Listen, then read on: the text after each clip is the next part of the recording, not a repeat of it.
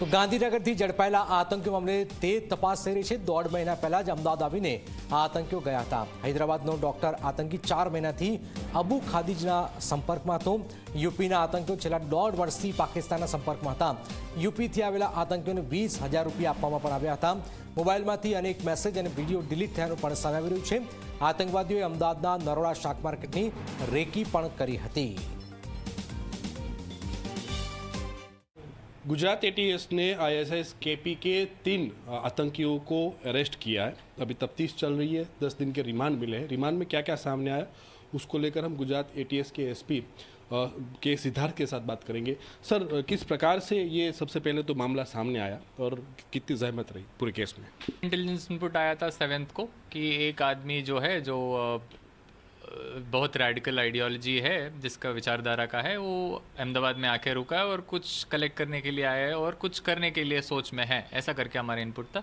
Ford का गाड़ी मिला जाते हुए टोल प्लाजा के साइड से, जिसका आगे का नंबर प्लेट नहीं था। तो ऑलरेडी हम कॉर्डन करके चेक कर रहे थे, उसमें सस्पिशियस और लगा और हमारे पास जो इनपुट था उसको मैच करते हुए एक आदमी में मिला।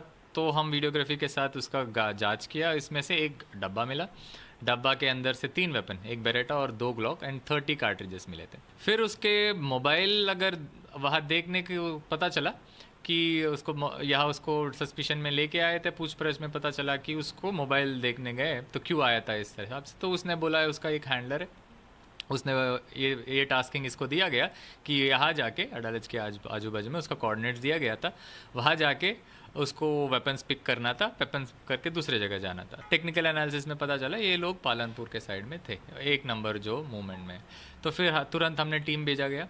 तो फिर वहाँ जाने के बाद बहुत मेहनत करके वहाँ का टीम फिर उनको ढूंढ के निकाल के यहाँ लेके आए थे 2 लोगों का। यहाँ आके उनका टास्किंग ये था कि अहमदाबाद में इस जगह पे इस कोऑर्डिनेट्स में उसको डेड ड्रॉप करना था। पहले अगर कभी मिले थे या फिर दूसरे मीडियम से अगर कांटेक्ट में है कि नहीं, वो ये हम रिमांड के दौरान पता चलेगा। अभी के लिए ऐसा स्पेसिफिक रीज़न मुझे नहीं लग रहा है कि ये डॉक्टर को टारगेट करके चुना, ऐसा मुझे तो अभी, पर उस कोने में भी हम ट्राई करेंगे पता, ऐसा मुझे वो आइडेंटिफायर है ऐसा करके अभी तक हमारे तपास में आया नहीं है। सैयद मोयुद्दीन के पोजीशन से 4 लीटर का अराउंड कैस्टर ऑयल मिला था। वो पूछपरछ में हमने पता किया तो बेसिकली जो कैस्टर सीड से जो बनता है कैस्टर ऑयल, उस प्रोसीजर के दौरान एक और पॉइजनस मटेरियल बनता है जो होता है ricin. Ricin around 6000 times more potent poison than cyanide बोला जाता है। तो बेसिकली उसका प्रिपरेशन के लिए ये ट्राई कर रहा था। उसके दौरान ये जो कैस्टर ऑयल बना था अलग से, वो लेके यहाँ आया था।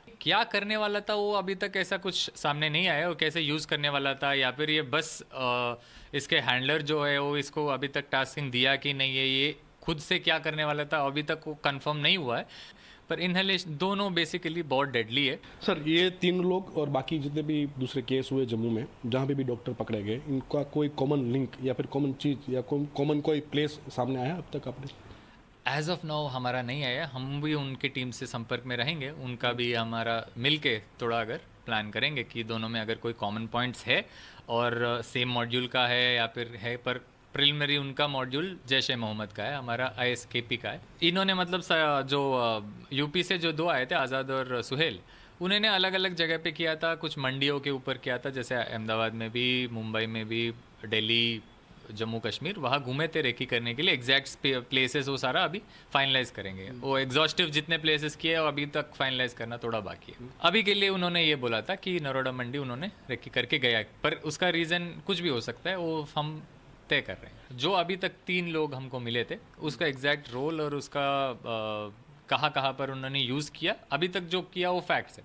वो क्या करने वाले थे उसके ऊपर भी हम फोकस करेंगे। इन तीनों के अलावा बाकी कौन कौन इसमें जुड़े हैं, इनको और कौन प्रोत्साहित किया है, इन्होंने किसी और को भी प्रोत्साहित करके रखा है, इनका फंडिंग किस किस माध्यम में हुआ है, इनका फंडिंग जो कैश में हुआ है, अगर कोई बैंकिंग मीडियम से हुआ है, क्रिप्टो पे हो, वो सारा 360 डिग्रीज जितने लोग इसमें इन्वॉल्व है सभी को इसमें लेने के लिए कोशिश करेंगे।